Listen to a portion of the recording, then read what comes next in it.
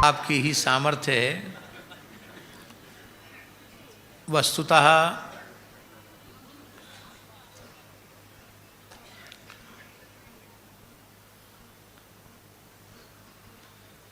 दंड व्यवस्था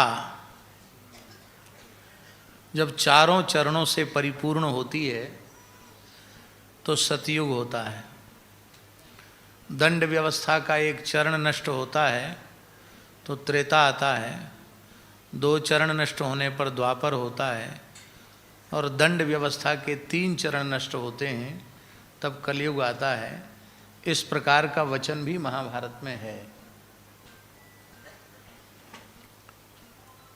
और ये दंड व्यवस्था के चरण क्रमशः नष्ट तभी होते हैं जब आस्तिक धार्मिक लोग किसी न किसी प्रकार की कायरता से ग्रसित हो जाते हैं, क्योंकि उद्दंडों को दंडित करके सन्मार्ग पर लाना वो वीर पुरुषों का कार्य है, कायरों का कार्य नहीं है। इसलिए पूज्य स्वामी जी संपूर्ण समाज को, राष्ट्र को जागृत कर रहे हैं। एक बात हम बड़ी विनम्रता पूर्वक कहें कि वर्णाश्रम धर्म की जो प्राचीन वैदिक अवधारणा है, आर्ष अवधारणा है, उसको ज्यों का त्यों सुरक्षित रखते हुए गीता प्रेस ने हिंदू समाज को एकजुट करने का जो कार्य किया है वह निश्चित ही अपने आप में अद्भुत है और अपने आप में अनुपम है। समाज का प्रत्येक वर्ग का व्यक्ति, ब्राह्मण से लेकर चांडाल तक, स्त्री हो अथवा पुरुष हो, ब्रह्मचारी हो, गृहस्थ हो, वानप्रस्थी हो, यति हो, ब्राह्मण हो, क्षत्रिय हो, वैश्य हो, शूद्र हो, वह सब मनुष्य मात्र अपना परम कल्याण वह शास्त्रानुकूल कर्म करके प्राप्त कर सकता है,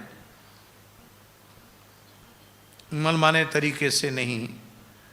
क्यों? यह शास्त्र विधि मुत्सर्ज्य वर्तते कामकारता न सिद्धि न वाप्नोति न सुखम न पराम गतिम।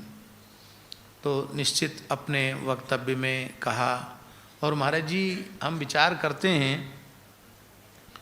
तो भगवान आदि शंकराचार्य ने भी धर्म रक्षा के लिए चतुर्थाश्रमी सन्यासियों का अखाड़ा गठित किया, और अखाड़े की परंपरा आज भी चल रही है। हमारे वैष्णवाचार्य चतुस्संप्रदाय के जो शांत, दास्य, सख्य, वात्सल्य और माधुर्य, इन 5 भक्ति के रसों की उपासना में प्रवृत्त हैं, उन भक्ति के आचार्यों ने भी चतुस्संप्रदाय का संगठन हुआ, और हमारे वैष्णवों ने भी 16 अखाड़े बनाए, जिनका स्वरूप कुंभ में आज भी दिखाई पड़ता है। तो यदि धर्म रक्षा के लिए शक्तिमान होने की, शस्त्र उठाने की आवश्यकता न होती तो हमारे पूर्वाचार्यों को उस काल में यह न करना पड़ता। आज पूरे समाज को पुनः शक्ति संपन्न बनाने की और संगठित बनाने की आवश्यकता है, और वह संगठन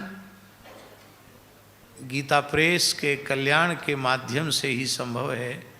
गीता प्रेस का प्रचार प्रसार जितना हुआ है उतना कम नहीं है। श्री सीताराम प्रतिदिन सत्संग एवं दर्शन के लिए श्री महाराज जी के ऑफिशियल चैनल को जरूर सब्सक्राइब करें।